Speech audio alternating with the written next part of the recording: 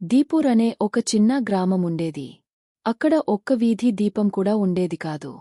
అందరూ నూనె దీపాలతో బతికేవారు. పిల్లలు కొవ్వొత్తులు వెలుగులో చదివేవారు. సాయంత్రం అవ్వగానే చీకటి కమ్మేసేది. ఆ గ్రామంలో ఓ 10 ఏళ్ల బాలుడు ఉండేవాడు. పేరు వీరు. వానకాలంలో మెరుపు పడితే అందరూ భయపడేవారు. కాని వీరు మాత్రం మెరుపు ఉపయోగించి విద్యుత్ చేయాలి అనుకునేవాడు. ఇది తక్కువ కాదు, ఇది ఆకాశం శక్తి అనేవాడు. ఒకరోజు వీరు పాతవాటి భాగాలతో యంత్రాలు తయారుచేశాడు. మెటల్ రాడ్లు, వైర్లు, పాత బ్యాటరీలతో ప్రయత్నించాడు. ఎన్నిసార్లు ప్రయత్నించినా ఏదో ఒక లోపంతో విద్యుత్ జనరేట్ చేయలేకపోయాడు.